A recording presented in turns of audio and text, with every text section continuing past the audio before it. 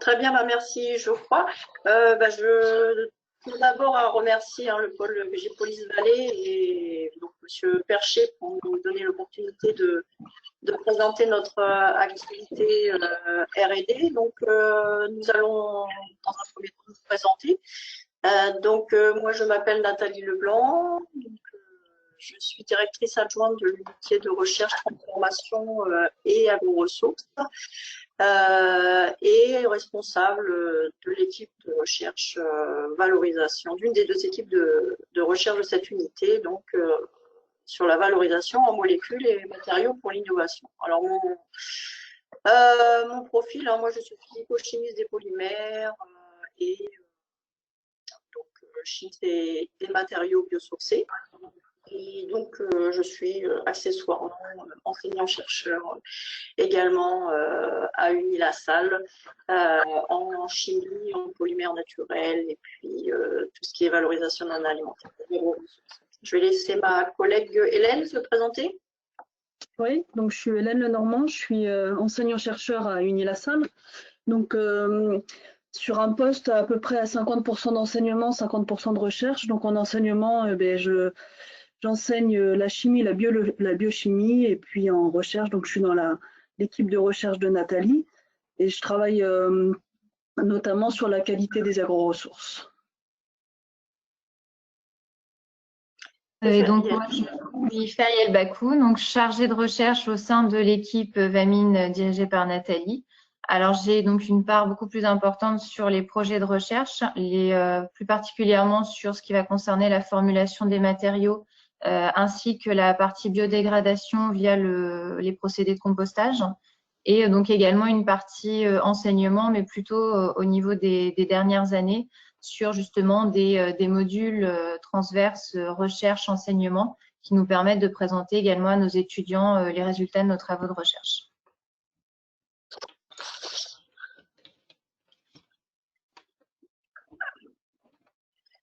Alors, la slide suivante, Ariane, s'il te plaît. Donc, rapidement, pour vous présenter UNILaSalle. Donc, UNILaSalle est une école d'ingénieurs des sciences de la Terre et de la vie, donc qui est basée sur 3 campus, le campus de Beauvais, de Rouen et de Rennes. Et donc, nous formons 2800 étudiants pour 3 secteurs d'activité principaux, donc, qui sont donc l'agronomie et l'agro-industrie, donc avec les formations ingénieurs et possibilité de double diplôme en master. Donc ça représente la formation de 1600 étudiants. Un deuxième secteur qui est la nutrition et la santé, donc avec également la formation d'ingénieurs et de master, donc pour 500 étudiants. Et enfin, donc, une formation en sciences de la terre et de l'environnement, avec formation ingénieur et technicien supérieur professionnel. Et donc, à ces trois secteurs de formation sont adossées 5 unités de recherche à l'école. Et donc, l'unité de recherche dans laquelle nous sommes s'appelle Transformation Agro-Ressources. Il y a 2 équipes. Donc, au niveau du pôle VG Police Vallée, je pense que vous connaissez plus les activités de la première équipe qui concerne en fait la valorisation de la matière végétale et l'étude des procédés et transformations alimentaires et leurs effets sur la santé. Donc, cette équipe est basée à Beauvais. Et donc, pour la seconde équipe qui s'intéresse à la valorisation non alimentaire des agro-ressources. Donc, elle est basée à Rouen, Beauvais et Béthune, puisque nous avons également des collègues de l'IUT de Béthune. Et donc, elle s'intéresse à la valorisation pour des applications non alimentaires. Et donc, c'est le focus que nous allons faire aujourd'hui. Particulièrement sur les activités R&D que nous menons en fait sur notre campus de Rouen, puisque sur ce campus, notre objectif est de valoriser les coproduits de culture pour développer des matériaux agro-sourcés. Donc, les matériaux agro-sourcés faisant partie des matériaux biosourcés. Donc, notre expertise, en fait, donc sur le site, sur le campus de Rouen, est de s'intéresser à la diversité biochimique et morphologique de la matière première végétale afin de la mettre au service des matériaux agro-sourcés. Pour cela, nous détectons tout d'abord dans les coproduits végétaux ou agro-industriels les propriétés intéressantes qu'ils pourraient apporter aux matériaux biosourcés, donc comme l'allègement ou l'isolation thermique, l'absorption acoustique pour le bâtiment. Pour la matière première, pour la matière végétale, en fait, ces propriétés sont données par leurs caractéristiques intrinsèques, comme par exemple leur biochimie ou leur structure, cette dernière étant souvent poreuse. Donc les coproduits en fait de culture que nous avons étudiés jusqu'à maintenant, sont les ressources, sont des ressources en amidon, des anadlins, des anates de chanvre en fait, de la paille de colza, du miscanthus, ou d'autres coproduits donc végétaux dont vont parler mes collègues. Et donc, on va sur ces coproduits, on les caractérise, on réalise des analyses comparées et on travaille également sur la standardisation de méthodologies de caractérisation. Ensuite, viennent les étapes de formulation donc de ces coproduits et de mise en forme des matériaux agrosourcés, donc par différents procédés. Et donc, nous obtenons ainsi des matériaux agrosourcés donc, qui peuvent être élaborés par extrusion pour obtenir des feuilles thermoplastiques pour les secteurs de l'emballage ou du calage, par exemple, ou bien donc, des matériaux agrosourcés thermopressés afin d'obtenir des panneaux de particules pour des applications d'ameublement, du bâtiment, du transport ou du design, par exemple.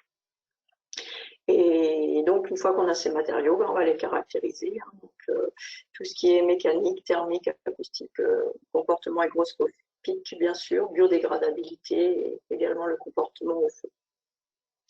Donc, pour réaliser l'ensemble de ces caractérisations, donc, nous avons à disposition 3 laboratoires comportant à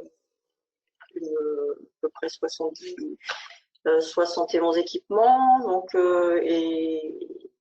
là, vous avez les photos du laboratoire. Donc, vous avez un premier laboratoire qui est plus sur la formulation et la mise en forme, où on va avoir les techniques de broyage, tamisage, extrusion, thermocompression, coextrusion. Un deuxième laboratoire de caractérisation, donc où là, on va caractériser à la fois les matières premières et les matériaux biosourcés. Et puis, donc, ces 2 laboratoires en fait, sont complétés par notre nouvelle plateforme, donc AgroAirTech, donc, qui a été inaugurée en octobre 2019 et donc qui nous permet, pour laquelle nous avons acquis grâce au soutien de la région Normandie et puis de la métropole de Rouen, 16 nouveaux appareils, donc qui viennent compléter ceux que nous avions déjà, et donc qui nous permettent en fait de pouvoir répondre aux demandes des partenaires socioprofessionnels de façon plus agile. Donc je vous invite, j'ai mis le lien en fait du film que nous avons réalisé pour l'inauguration de cette plateforme. Donc je vous invite à le regarder donc après le webinaire, ce qui vous permettrait d'avoir une visite virtuelle en fait de notre laboratoire et des différentes analyses que nous réalisons à la fois sur les matières et les matériaux. Donc, en attendant, bien sûr, de vous accueillir dans notre laboratoire si vous êtes intéressé par la valorisation des coproduits. Voilà, après la suite, Feriel. Oui, donc là, je vous ai mis en fait les thèses, alors les principales thèses qui ont été soutenues et qui sont en cours, alors principalement sur le secteur du bâtiment parce que c'est un secteur en fait qui a une forte demande sur la valorisation des coproduits depuis 2012 à peu près. Donc nous travaillons sur ce secteur-là. Et donc nous avons eu donc une thèse qui avait été soutenue. Là, c'était pour la valorisation en fait de cendres de chaudières biomasse, donc on appelle les cendres volantes papetières. donc associés à des granulats végétaux pour des applications en génie civil, mais également en bâtiment. Vous avez une photo d'un parpaing réalisé avec plus de 95% de ces cendres de chaudière biomasse. Et puis donc d'autres thèses. Donc Hélène nous parlera de la thèse de Théo qui est présentée ici dans sa présentation. Et puis donc ça va de l'étude de l'influence des paramètres des procédés de transformation suivis par la matière végétale jusqu'à la valorisation de sédiments fluviaux par exemple pour une des thèses qui démarre. Et donc, je vais maintenant passer la parole donc, à Hélène et puis ensuite à Feriel, donc, qui vont vous présenter en fait, des exemples de projets R&D collaboratifs valorisant les coproduits que nous avons étudiés. Ok, merci Nathalie. Donc, je vais commencer par un premier projet qui s'appelait IBIS. Donc, c'était l'acronyme pour isolant biosourcé destiné aux bâtis anciens. Donc, ça a été un projet qui s'est terminé il y a 3 ans, qui a été soutenu par l'ADEME et qui a été investissement d'avenir aussi. Je veux bien la slide d'après, Feriel, s'il te plaît. Voilà. Donc, c'est un projet soutenu à environ 2 millions d'euros avec un industriel qui était chef de file, qui est Parex Lanco, et des partenaires plus académiques comme l'ENTPE, qui est l'École nationale des travaux publics de l'État, qui se situe à Lyon, et puis nous. Et puis il y avait aussi Caribati, qui est une scope dédiée au développement du biosourcé dans le bâtiment. Et puis on était aussi accompagné par Novamen sur la gestion du projet. Donc, le contexte de ce projet, c'est donc le secteur du bâtiment qui est en effet responsable d'environ 40% de la dépense énergétique. Donc, dans ces 40%, à peu près un quart de l'énergie est dépensée lors de la fabrication des matériaux et 3/4 dans l'usage du bâtiment. Donc, ça veut bien dire qu'il faut vraiment axer la rénovation de nos bâtiments, l'isolation de nos bâtiments pour réduire cette part importante de dépenses énergétiques. Et puis, on sait aujourd'hui que le renouvellement du parc est seulement d'1%. Il y a seulement 1% de nouveaux logements. Donc, il faut vraiment rénover massivement nos bâtiments pour réduire notre dépense énergétique. Donc, le programme IBIS a été conçu pour développer des solutions biosourcées durables, maîtrisées par les professionnels. Parex forme ces artisans auxquels ils vendent leurs produits. Donc, une solution aussi économiquement compétitive, bien sûr, et qui peut s'adapter à de nombreux types de bâtiments. Donc, c'est pour ça qu'on a voulu développer une gamme de mortiers composites isolants biosourcés, principalement à base de granulats végétaux et de liants minéraux.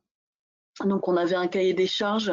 Il fallait qu'il y ait moins de 300 kg de liants par mètre cube de granulats végétaux, que la masse volumique du matériau final soit inférieure à 400 kg par mètre cube et que la conductivité thermique soit inférieure à 75 mW par mètre et par Kelvin. La solution de mise en œuvre qui a été adoptée est celle de l'ITE, donc l'isolation thermique par l'extérieur. Je vais vous présenter juste après. Il y a deux types d'ITE. Voilà, il y a deux types d'ITE. Donc, il y a très souvent du plaquage de panneaux isolants, mais la solution qui a été choisie dans ce programme-là, c'est de faire une enveloppe du bâtiment par un mortier ou un enduit, composé de liants minéraux et de particules végétales. Et donc, la technique envisagée était la projection. Parex, c'est un industriel, c'est un façadier, hein, c'est un producteur de solutions de façade. Donc, les artisans qui travaillent pour Parex, avec les produits de Parex, sont tous équipés de lances de projection. Donc, c'est pour ça que cette solution a été retenue. Je veux bien la slide d'après. Voilà, donc ça je vous l'ai déjà dit tout à l'heure. Donc le coordinateur du projet c'était Parex avec Caribati pour l'organisation des filières biosourcées dans le bâtiment, Unilassal et le NTPE pour la caractérisation des agro-ressources et des matériaux mortiers.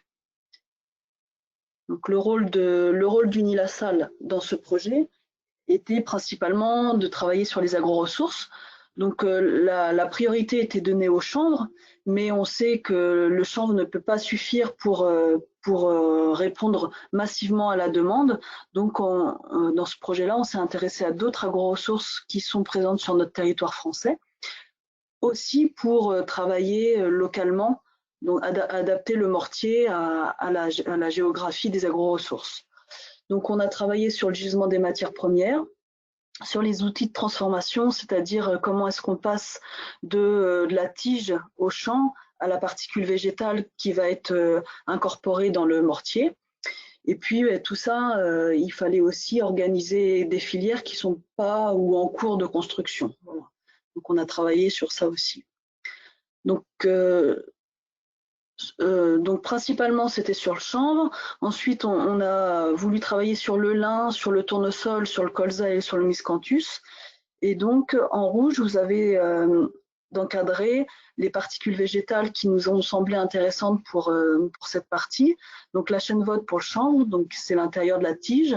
Les anas c'est pareil, c'est l'intérieur de la tige de lin.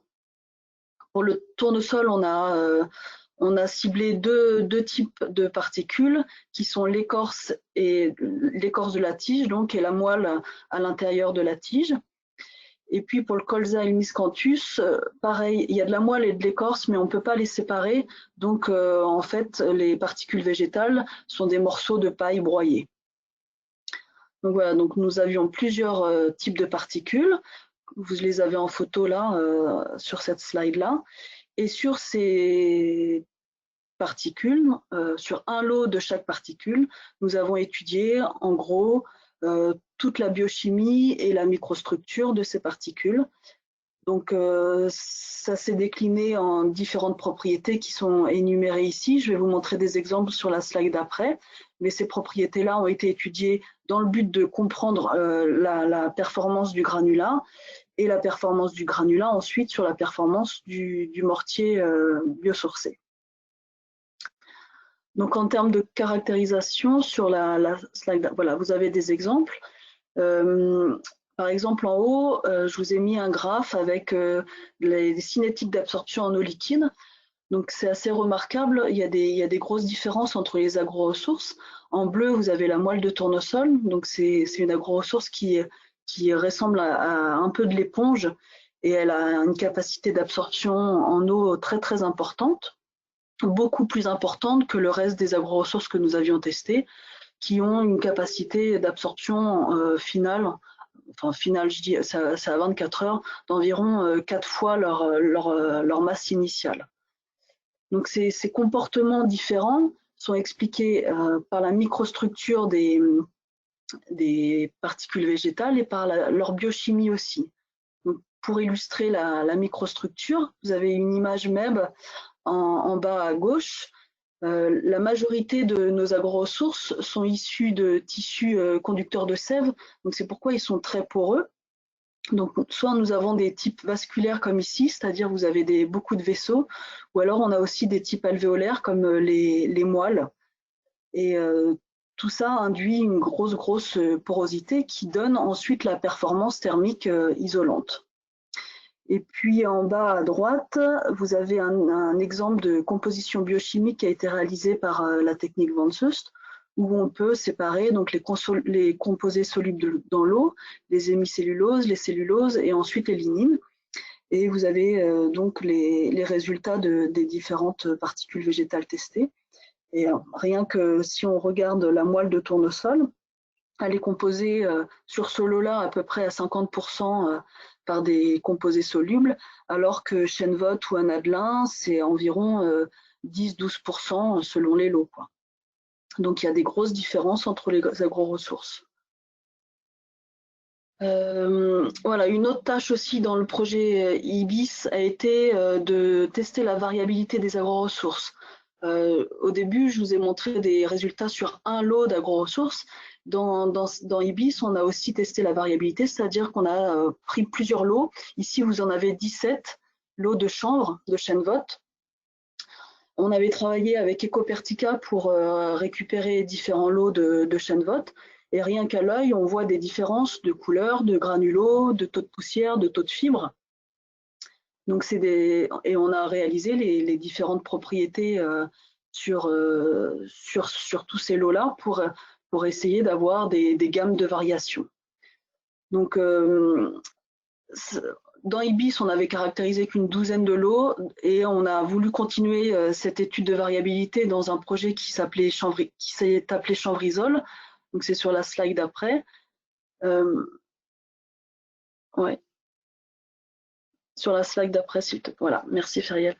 Donc Chanvrisol, c'était un petit projet qui a été soutenu par le FEADER où on a testé la variabilité de 17 chènevottes issues d'Ecopertica.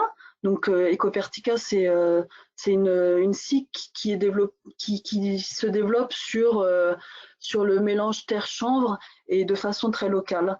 Donc, et avec des moyens artisanaux. Donc, ils ont des chanvres avec une certaine variabilité et on a voulu comprendre et savoir surtout si cette variabilité était impactante sur l'isolation, sur la performance thermique des chènevottes. Donc, sur ce projet-là, on a fait énormément de mesures de conductivité thermique afin de comprendre l'impact de la variabilité sur la conductivité. Voilà. Donc pour revenir à IBIS, voilà.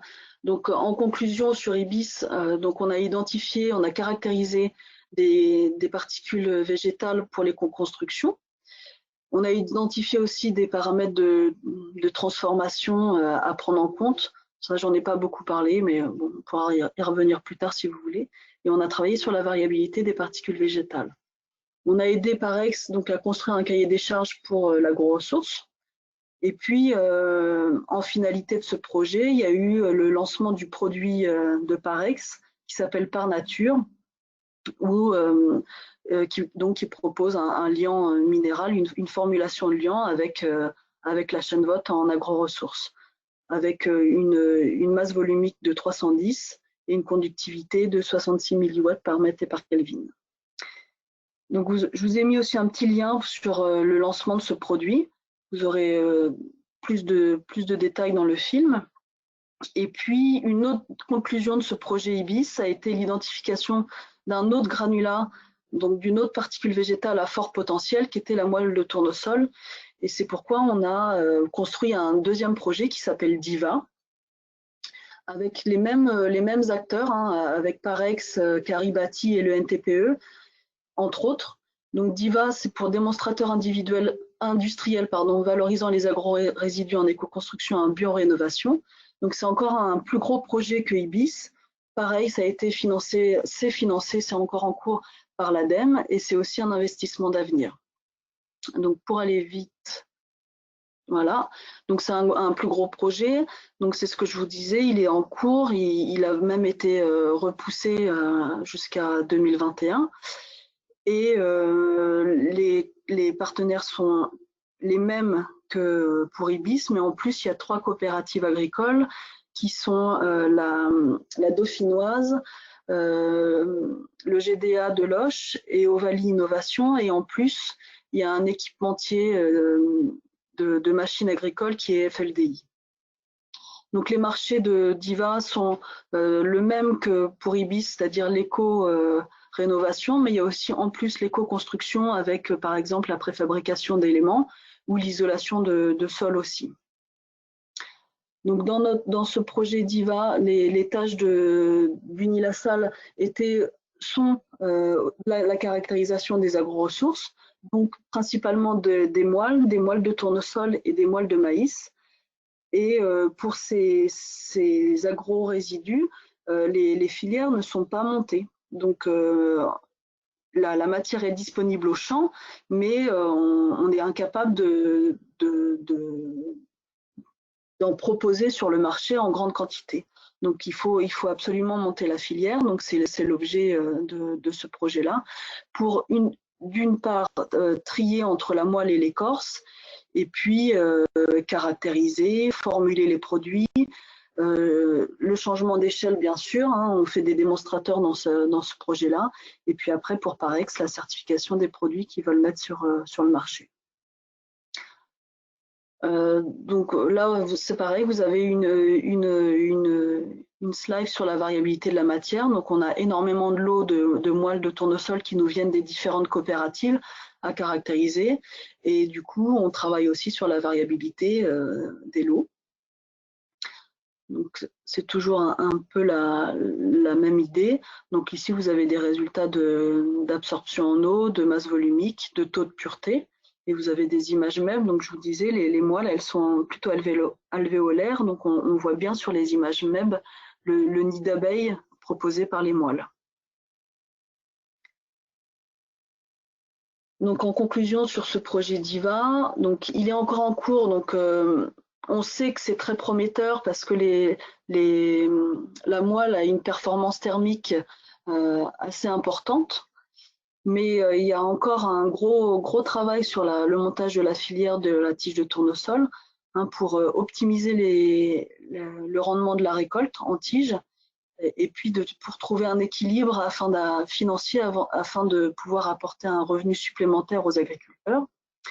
Et puis on travaille aussi avec FLDI pour concevoir une machine tout en un, c'est-à-dire une machine qui est capable de séparer la moelle et l'écorce et la purifier, donc c'est-à-dire enlever les poussières, enlever les morceaux d'écorce, enlever les fibres qui peuvent rester. Donc voilà pour IBIS et DIVA.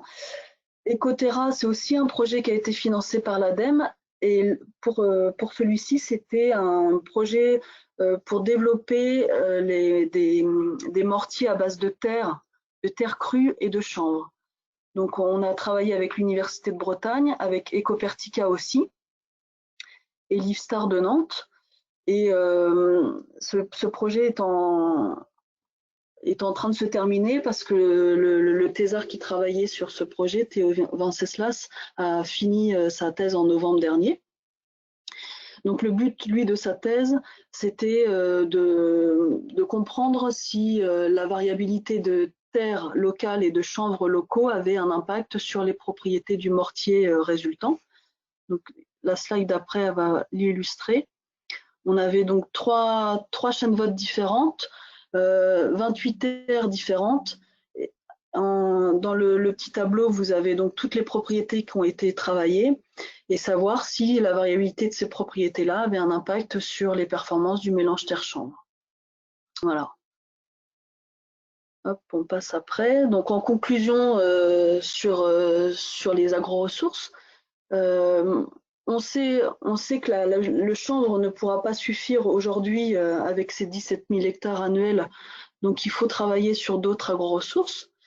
En plus, le fait de pouvoir conjuguer les agro-ressources qui ont des géographies, enfin, des productions géographiques différentes et aussi des dates de récolte différentes, ça permet de travailler tout au long de l'année.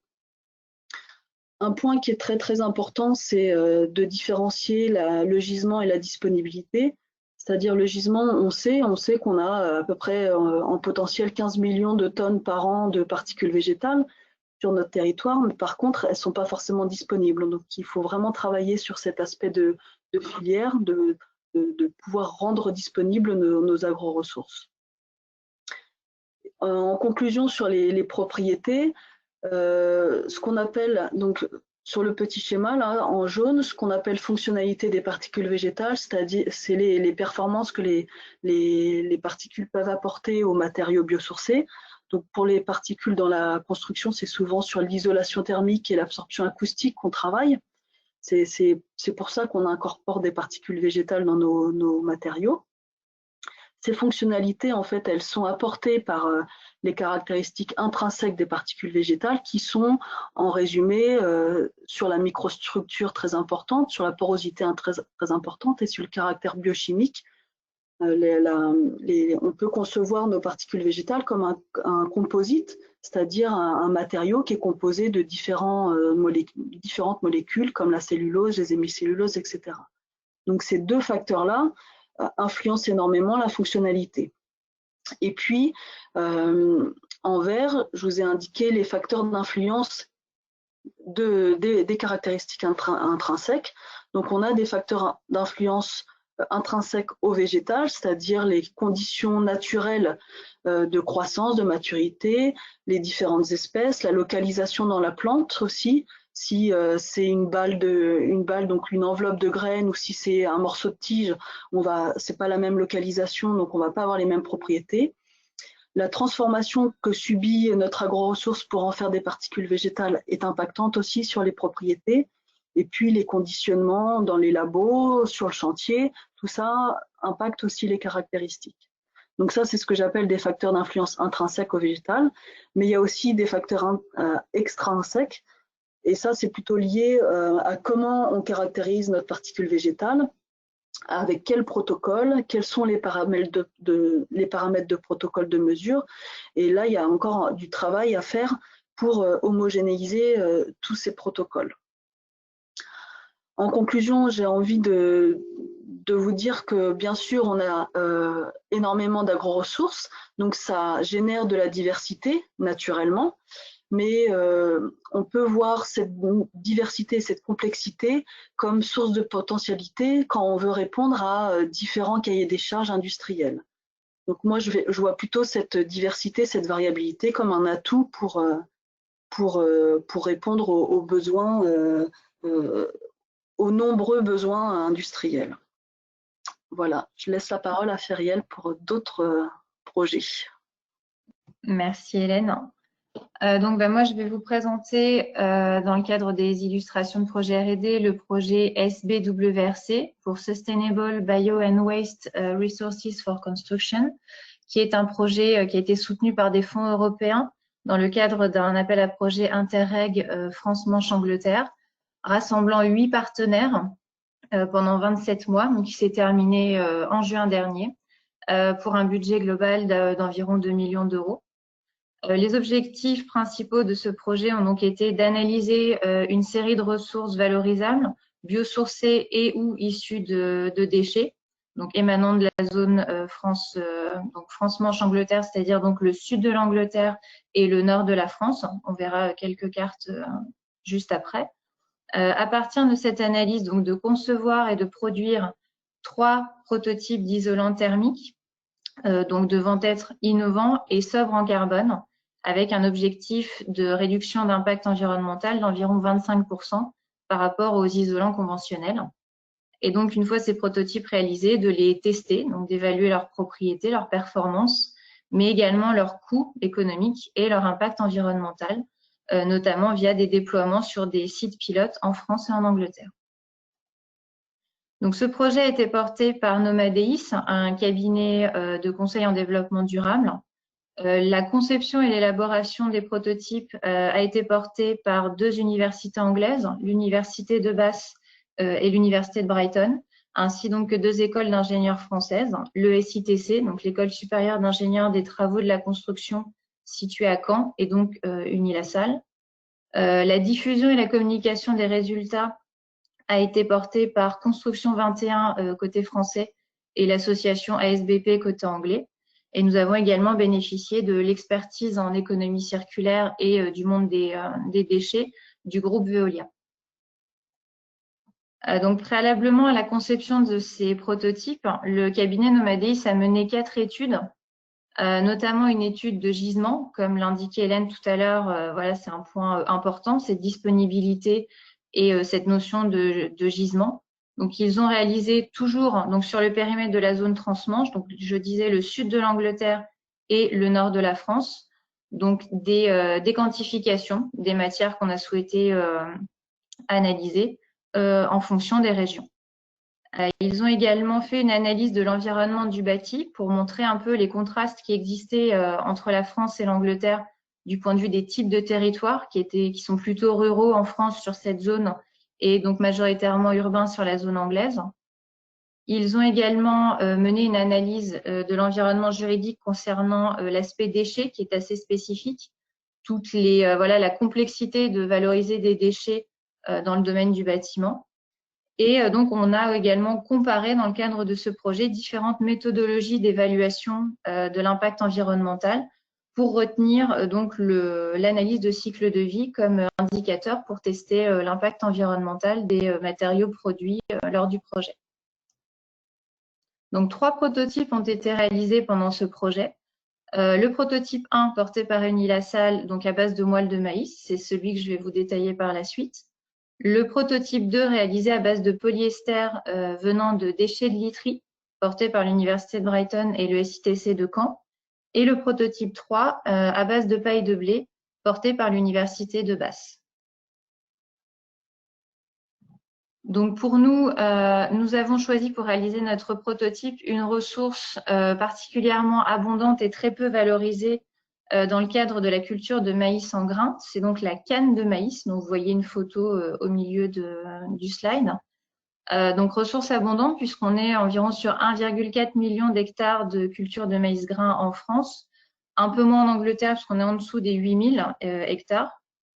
Au sein de cette canne de maïs, comme la canne de tournesol que vous décrivez, Hélène, tout à l'heure, vous avez donc 2 types de matières assez contrastées, une partie écorce, donc le tour de cette canne, et une partie moelle, dont la microstructure est assez proche de celle de la moelle de tournesol, puisque donc vous le voyez sur cette image microscopique, on retrouve une structure alvéolaire, une structure en nid d'abeille, avec une petite différence sur le maïs, c'est qu'on a des fibres traversantes, mais qui, comme vous le voyez, sont également présentes quand même une porosité assez élevée.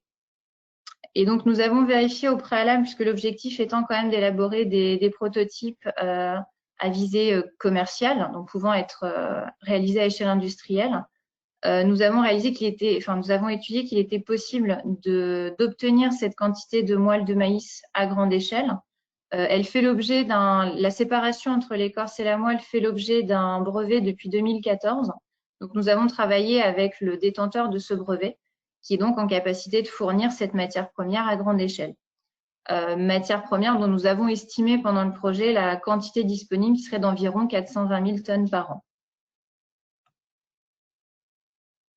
Donc, à échelle laboratoire, nous avons choisi d'utiliser les propriétés intrinsèques de notre matière. Comme vous le montrez, Hélène, tout à l'heure, pour la moelle de tournesol, on a une capacité d'absorption en eau de par sa structure, sa microstructure alvéolaire très importante.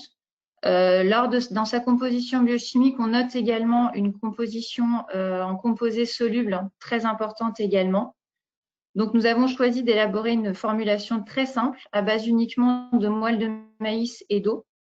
Et donc, cette formulation, lorsqu'elle subit un processus de compression et de chauffage simultané, donc de thermocompression, permet d'extraire les composés solubles présents en quantité importante dans notre matière, ce qui amène au moment de ce chauffage une auto-adhésion des particules entre elles. Donc, c'est le panneau que vous voyez en bas. Donc, on a obtenu un panneau multicouche où on élabore une première phase, donc la partie au cœur, qui est une partie avec une très faible densité. Donc, on est environ à 50 kg par mètre cube. Cette faible densité couplée à la structure alvéolaire de la matière nous permet d'obtenir un matériau très isolant. Et donc, vous avez également 2 parties externes, très fines mais très denses, qui nous permettent également d'avoir un matériau qui sera manipulable et facile à découper lors de sa mise en œuvre sur un chantier. Donc, nous avons testé ces propriétés donc du matériau final. On obtient une conductivité thermique faible, proche des laines minérales qu'on trouve dans le commerce. Donc, l'objectif du point de vue de l'isolant est donc atteint. Donc là, les caractérisations que je vous ai montrées ont été réalisées à échelle laboratoire. Donc, on obtenait un panneau d'environ 30 cm. C'est ce que nous pouvons produire au sein de nos labos. Dans le cadre de ce projet, il a été particulièrement intéressant de réaliser une montée en échelle. Donc, nous avons travaillé à ce scale-up avec notre partenaire, le CODEM en Picardie, qui nous a permis donc d'utiliser un autre procédé qui est toujours de la thermocompression, mais comme vous le voyez sur le schéma ci-dessus, une thermocompression en continu, c'est-à-dire qu'en continu, votre matière rentre dans la presse et donc subit différentes étapes de préchauffage, chauffage et refroidissement, mais en continu, ce qui est un peu différent du process qu'on utilise nous en laboratoire, qui est plutôt discontinu. Donc, nous avons dû retravailler un peu notre formulation pour répondre aux limites un peu de ce type d'équipement par rapport aux nôtres. Et les premiers résultats ont été intéressants puisque nous avons réussi à obtenir le matériau que vous voyez en photo à gauche, donc un panneau de plus d'1 mètre de côté qui correspond quand même plus à ce qu'on peut trouver dans le commerce. Donc, ces premiers résultats sont particulièrement intéressants. Reste cependant à lever quelques verrous, notamment un verrou technique. Comme je vous le disais dans le slide précédent, notre formulation contient beaucoup d'eau pour extraire les composés solubles de la matière. Donc, il nous faut encore travailler sur cette quantité d'eau, donc un peu sur notre formulation, pour obtenir une formulation qui soit adaptable au type de process en continu, puisque l'élimination d'eau sur ce type de process est un petit peu plus longue. En parallèle de ce changement d'échelle, une étude économique a également été menée par Nomadeis en tenant compte des paramètres utilisés sur ce changement d'échelle pour évaluer le coût d'un matériau produit de cette manière. Il s'avère que pour le moment, le coût de notre matériau est trop élevé quand même par rapport à ce qui existe commercialement. Donc là encore, des ajustements devront être nécessaires et feront l'objet d'études par la suite. Donc, à partir de ces matériaux produits à grande échelle, il a également été intéressant de pouvoir tester leur performance au-delà des tests que nous avons réalisés en labo. Et là, c'est l'Université de Bath qui nous a accompagnés sur ce point pour évaluer donc notamment la capacité isolante de nos matériaux dans des conditions plus réelles, dans des chambres climatiques qui permettaient de faire évoluer les paramètres température et humidité afin de simuler des changements de saison. Et donc, les résultats obtenus dans ces essais ont corroboré les résultats que nous avons obtenus en labo, à savoir une très faible conductivité thermique, donc une excellente capacité isolante. D'autres tests ont été menés également par l'Université de Brighton, mais uniquement sur leur prototype, dans leur West House. Alors, on a voulu vous présenter un peu cette West House qui est assez remarquable dans sa construction puisqu'elle a été réalisée uniquement à partir de déchets et de surplus de matériaux. C'est une construction totalement instrumentalisée, ce qui a permis de faire réaliser les mêmes tests que ceux réalisés à l'Université de Brighton. Et c'est également à l'heure actuelle un bâtiment qui peut accueillir du public. Donc, si vous voulez un peu plus de détails sur la construction et sur les performances de cette West House, vous avez le lien sur la présentation. Et donc, comme je disais, un des objectifs était d'élaborer des prototypes avec un impact environnemental plus faible. On avait visé comme objectif de réduire cet impact de 25%, donc avec comme indicateur la diminution de la production de dioxyde de carbone. C'est ce que nous avons donc montré par cette analyse de cycle de vie, qui est donc une analyse de cycle de vie partielle, puisque dans le cadre du projet, nous n'avons pas pu aller jusqu'à inclure la fin de vie du matériau. Nous avons testé donc la source, donc vu donc tout ce qui était lié à la matière première, le transport, sa production, le transport du panneau final, ainsi que donc sa mise en œuvre sur chantier. Et cette analyse de cycle de vie a montré donc une réduction de 34% environ pour notre matériau par rapport à un matériau isolant conventionnel qui est ici classiquement la laine de verre. Donc les objectifs pour les 3 prototypes de l'ensemble de ce projet ont été atteints. Nous avons réussi à élaborer des prototypes isolants innovants. Donc dans notre cas, nous avons, au lieu d'utiliser un liant qu'on utilise classiquement dans l'élaboration de panneaux de particules, nous avons utilisé les propriétés intrinsèques de cette matière, puisque maintenant nous connaissons particulièrement bien les granulats végétaux, c'est ce que vous a présenté Hélène au préalable.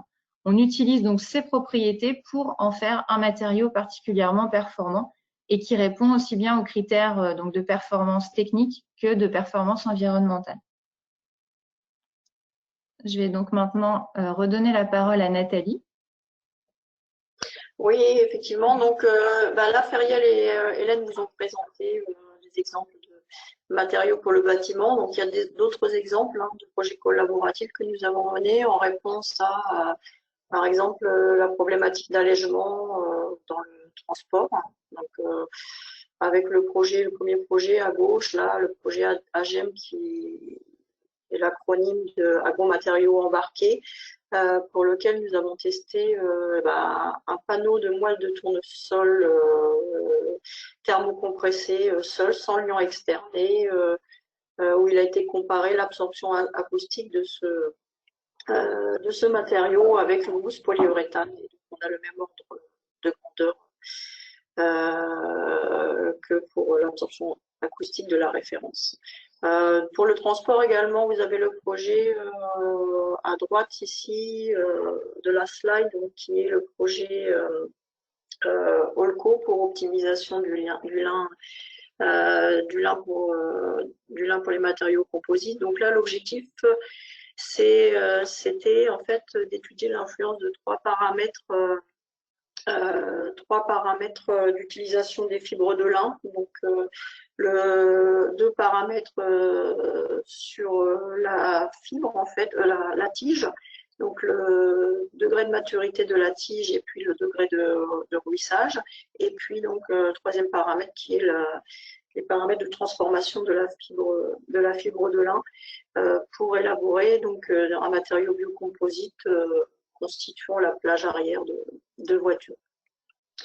Et donc d'autres projets également, donc plus orientés sur le packaging avec une thèse donc, qui a été réalisée notamment sur le packaging, tout ce qui est packaging intelligent, donc en incorporant des particules actives permettant d'augmenter la durée de vie du produit alimentaire emballé. Donc ces matériaux sont à base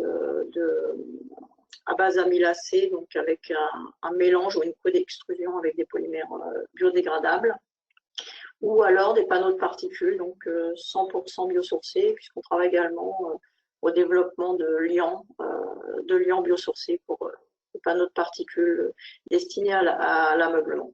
D'autres coproduits sont également en cours de valorisation, le marc de pomme, des coproduits de l'industrie agroalimentaire ou des industries des sucres ou des algues, pour des matériaux du packaging ou de l'ameublement.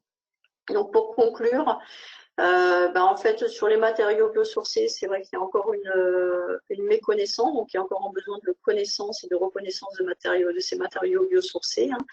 Le secteur du bâtiment est un secteur qui est demandeur et dynamique dans ce domaine. L'objectif à 2025, c'est d'utiliser 20% des matériaux biosourcés dans le bâtiment, contre 10% qui étaient utilisés en 2019. Et comme Hélène vous l'a dit, le secteur du bâtiment est un secteur qui est responsable de 40% de la dépense énergétique, et donc il y a un enjeu majeur de rénovation des bâtiments existants. Donc une forte demande de valorisation de coproduits, donc en circuit court. Et donc l'intérêt évidemment des coproduits, c'est qu'ils vont amener un puits de carbone, permettre un bilan carbone négatif et puis améliorer l'empreinte environnementale des matériaux. Et l'objectif, c'est vraiment de valoriser les matières premières végétales locales, donc en déclinant les spécificités de chaque territoire.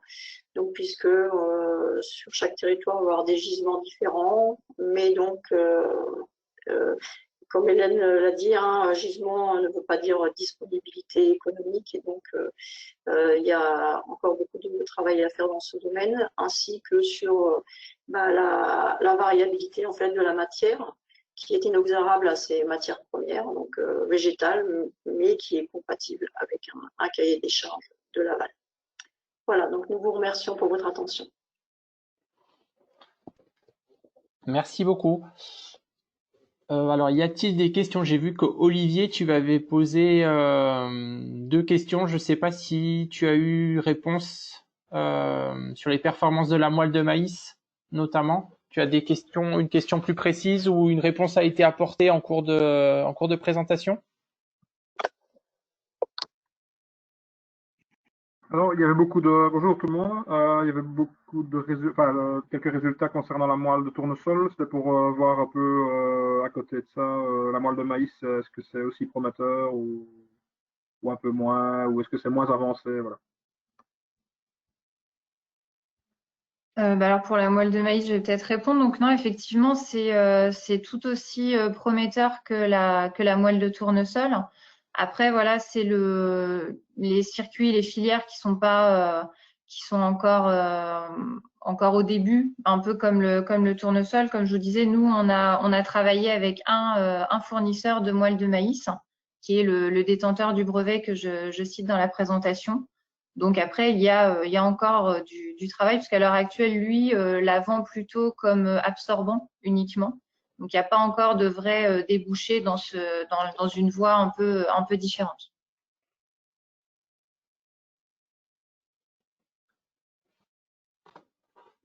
C'est un produit qui est assez cher, ça, la moelle de maïs, alors, comme ça vient d'un procédé un peu particulier, que c'est une application un peu particulière, est-ce que c'est assez cher ou finalement c'est assez accessible quand même? Alors là, pour le coup, c'est des données économiques que je ne vais pas forcément avoir, puisque nous, en fait, nous avons collaboré avec le fournisseur, donc on n'a pas eu à acheter cette matière. C'est-à-dire que lui était intéressé par nos résultats, et donc nous, en échange, il nous a fourni gracieusement la matière qui a servi tout au long de nos études. Okay. Donc là, après, si vous voulez, je pourrais vous communiquer ses coordonnées pour que vous puissiez vous rapprocher de lui pour avoir un peu cet aspect plus économique. Oui, ça m'intéresse, oui, tout à fait. Pas de souci.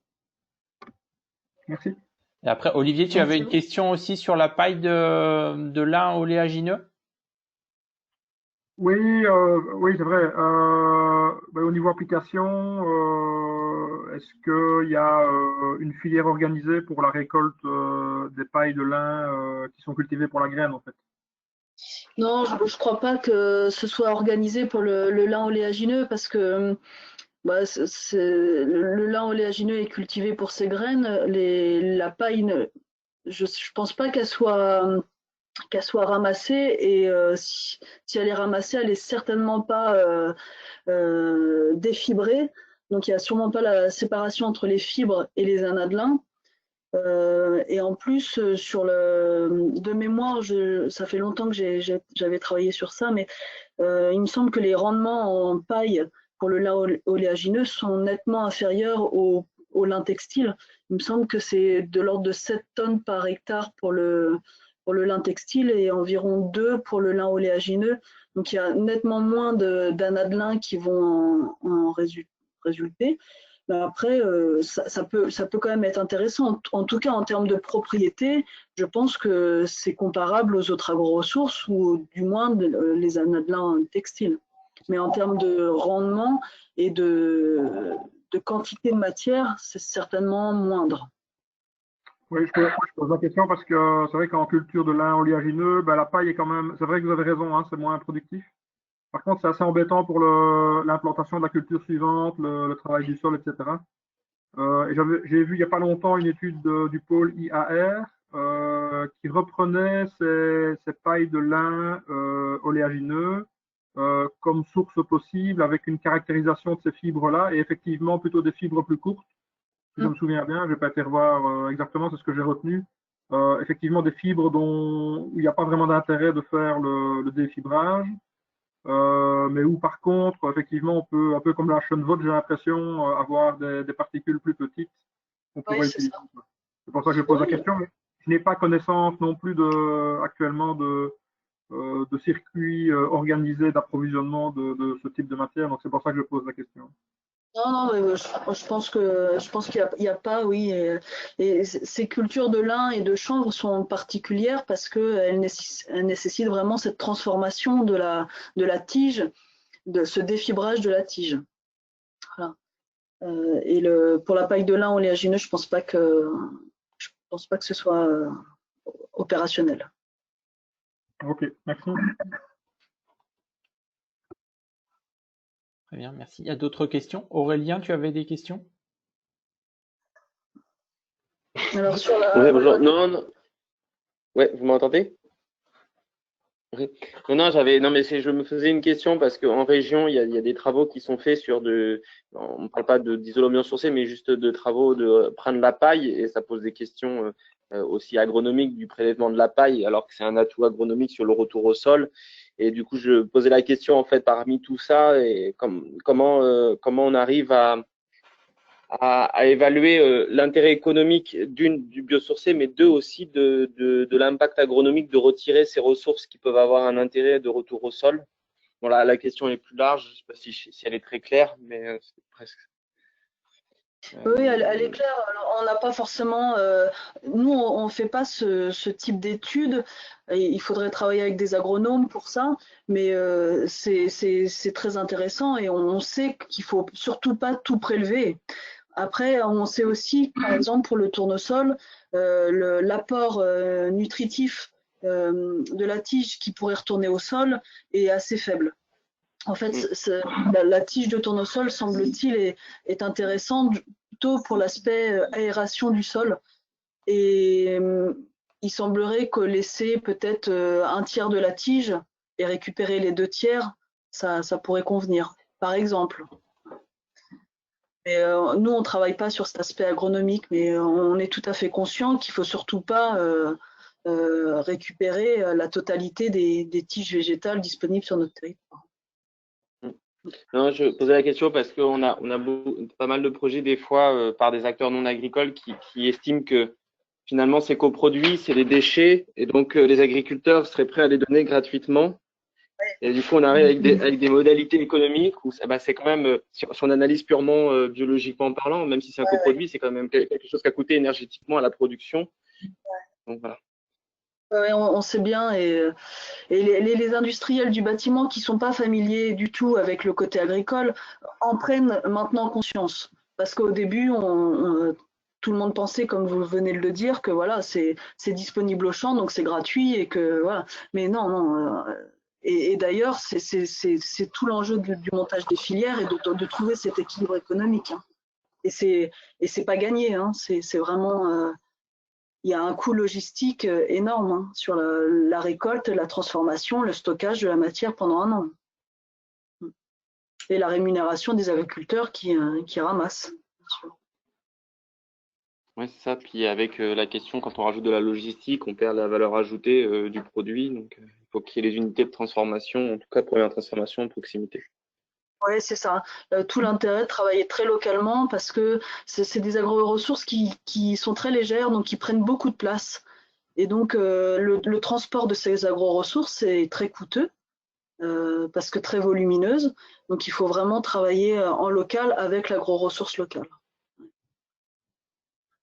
Et puis après, une autre question par rapport à tous ces matériaux biosourcés, est-ce que vous avez des analyses de développement microbiologique, c'est-à-dire que ça reste quand même de la matière végétale, donc potentiellement qui peut se dégrader. Comment dans des bâtiments on observe s'il n'y a pas des développements de moisissures ou autres? Est-ce que ça, il y a au-delà des propriétés techniques, est-ce qu'il y a un petit peu d'analyse sur ces questions-là? Oui, il y a des équipes qui travaillent hein, sur la durabilité des matériaux, donc par rapport à l'attaque fongique ou même des rongeurs. Enfin, il y a des études en cours, donc c'est un aspect qui est en train de se développer vraiment sur les équipes de recherche qui travaillent sur ces sujets-là. Ouais. Après, j'ai pas forcément de résultats. On a eu, on a connaissance que le rouissage, par exemple, sur le chanvre ou le lin, peut être impactant sur le développement de champignons. Un chanvre plus ou moins rouillé n'a pas le même taux de sucre et donc pas la même possibilité d'intéresser les micro-organismes. On a eu déjà hein, sur des études des problèmes de moisissure. Après, quand ces problèmes de moisissure, elles interviennent quand il y a un taux important d'humidité ou d'eau. Donc souvent quand il y a un problème de malfaçon dans le bâtiment. Mais en conditions standards d'humidité et de température, il n'y a pas de raison pour que le matériau se dégrade. C'est seulement quand il y a une fuite d'eau ou quelque chose comme ça. Parce que nous, au labo, on a des matières végétales depuis 15 ans et elles ne bougent pas. Hein. Donc, si c'est stocké et conditionné dans des conditions classiques d'humidité et de température, il n'y a pas de problème.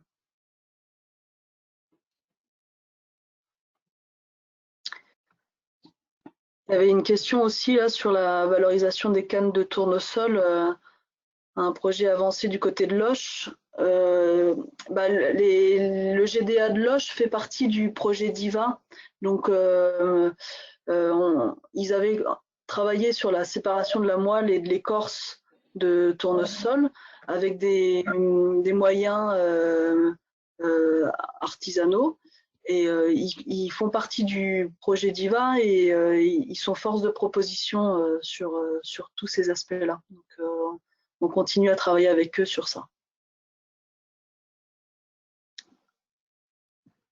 Je voulais revenir aussi sur la partie retour au sol des matériaux, parce que donc si effectivement on externalise en fait la matière végétale pour élaborer des matériaux biosourcés, nous on travaille sur des matériaux pour le coup qui sont 100% biosourcés, et donc on a étudié la biodégradation de ces matériaux, leur compostabilité. Et donc, on a pu réaliser des études et montrer que après l'usage du matériau, en fait, la gestion de fin de vie est très importante. Donc, le récupérer et après, l'objectif étant de pouvoir le remettre au sol, donc avec une étude de compostabilité et puis des études écotoxicologiques sur la faune et sur la flore qui avaient été réalisées dans le cadre d'une thèse. Et donc, c'est vrai qu'il y a une période d'externalisation en fait, de la matière.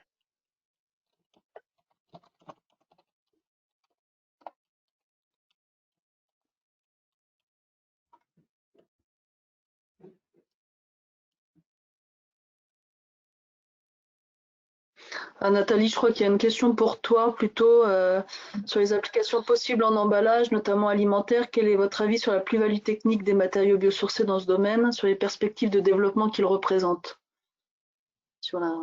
Alors, sur le matériau d'emballage, oui, ça fait quelques années. Alors, l'objectif, c'était vraiment de valoriser des coproduits, des coproduits donc de farine de blé. On a beaucoup travaillé avec les meuniers qui avaient des farines, en fait, qu'on appelle basses, qui ne sont pas valorisables ni en panification, ni en biscuiterie. Et donc, sur les matériaux pour le packaging, les matériaux biosourcés, par rapport aux matériaux d'emballage qui existent actuellement, doivent apporter des fonctionnalités supplémentaires, qui sont tout d'abord la biodégradabilité, la compostabilité du matériau par rapport à ce qui existe, mais également apporter aussi une fonctionnalité de ce qu'on appelle le matériau actif pour améliorer en fait la durée de vie d'un matériau, avoir une autre, comme la question est posée, apporter une plus-value. Donc nous c'est là-dessus qu'on travaille dans la ligne de fond de notre activité R&D, c'est vraiment apporter un aspect intelligent de l'emballage qui va prévenir quand la matière alimentaire est périmée, qui va permettre d'absorber l'humidité de l'aliment pour augmenter sa DLC et puis d'être barrière à l'oxygène. Donc c'est les matériaux biosourcés pour le coup et biodégradables dans le coup du packaging doivent apporter cette plus-value par rapport aux matériaux pétrosourcés. J'ai une question. Moi, vous avez évoqué à plusieurs reprises les tests de biodégradation que vous réalisiez. Vous les faites en milieu solide, donc vous faites en conditions de compostage. Vous réalisez aussi des tests en milieu liquide? Alors oui, on peut, avec le système qu'on a à l'heure actuelle, on peut réaliser les deux tests. En milieu solide, on va être ou sur du compostage industriel, ou ce qu'on appelle maintenant, ce qui commence à se développer aussi, c'est pour répondre au label Home Compost, donc ce qui va être un compostage de particuliers, où là, ce qui va changer un peu, c'est surtout au niveau des températures au sein du compost. Ouais. Et on peut également réaliser des tests en milieu liquide, tout à fait. Vous faites des analyses gazeuses, du coup Voilà, on mesure la production de dioxyde de carbone au cours de la biodégradation. D'accord.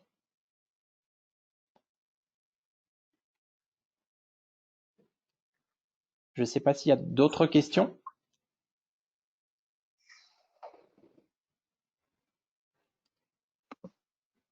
Alors, j'ai peut-être une question sur la conservation. Vous avez évoqué à plusieurs reprises l'hétérogénéité des propriétés sur différents lots, par exemple sur le chanvre, et on peut imaginer de faire un mix en fait de différents lots pour avoir un lot moyen, on va dire, mais avec des propriétés relativement stables. Mais quid de la conservation en fait de ces propriétés sur les lots individuels dans le temps? Vous avez travaillé là-dessus. Alors vous avez évoqué l'apparition de potentiel de champignons en fonction des conditions aussi d'hygrométrie, mais les lots lorsqu'ils sont conservés séparément, est-ce qu'il y a des précautions particulières qui sont prises? Est-ce qu'il n'y a pas des évolutions des propriétés des différents lots? Quel est le pas de temps en fait pour formuler pour faire la formulation, pour avoir une conservation qui soit optimisée? Alors, nos matières végétales, on n'a pas réellement fait d'études scientifiques sur ça, mais on constate, parce que ça fait 10-15 ans qu'on a des matières végétales au labo, qui sont stockées donc dans des conditions standards d'humidité et de température, plus ou moins régulée. Donc, c'est une température moyenne aux alentours de 20-22 degrés, et puis une humidité de 50%. Voilà. Et puis, je pense pas que ce soit impactant sur la performance attendue des agroressources, c'est-à-dire le caractère isolant. Je pense pas que ça joue la morphologie, donc la porosité, donc la conductivité thermique. Ce qui peut être changé, c'est sûrement la composition chimique, parce qu'on sait que il y a des matières volatiles. Donc, au début de la vie de l'agro-ressource, je pense qu'il y a volatisation de ces matières-là, mais à terme, je crois que ça bouge plus beaucoup, Pas quoi. forcément d'impact. D'accord. Non, je pense pas. En tout cas, sur la performance qu'on cherche, je pense pas que ce soit impactant. Nous, ce qu'on essaye de faire quand même sur cette histoire de variabilité, c'est de démontrer, bon, certes, la matière, elle est variable, c'est normal, elle est naturelle. Donc forcément, on a plusieurs lots, on a une variabilité des propriétés, mais ce qu'on cherche vraiment à démontrer à chaque fois, parce qu'il faut faire cet exercice-là, c'est de démontrer que cette variabilité est très peu impactante sur la performance. C'est-à-dire, si on a par exemple une chaîne vote qui a une granulo qui est une grosse chaîne vote par rapport à une petite chaîne vote, est-ce qu'il y a vraiment de grosses différences sur la conductivité thermique? Eh ben, assez peu en fait, très peu. Mais bon, il faut à chaque fois le démontrer. Bien sûr, bien sûr. Très bien, bah écoutez, je vous remercie. Je ne sais pas s'il y a d'autres questions.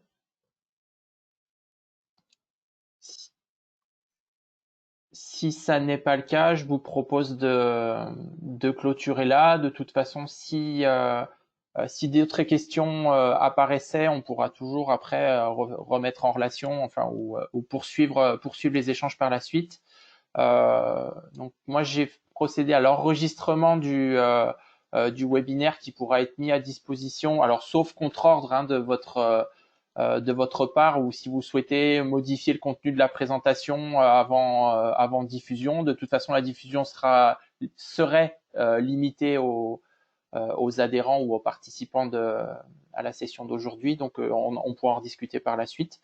Et ben voilà, écoutez, moi, je tiens à vous remercier. Je reste à la fois à votre disposition en tant qu'intervenant, et puis à la disposition aussi des participants au webinaire de ce matin pour tout de suite ou pour toute question.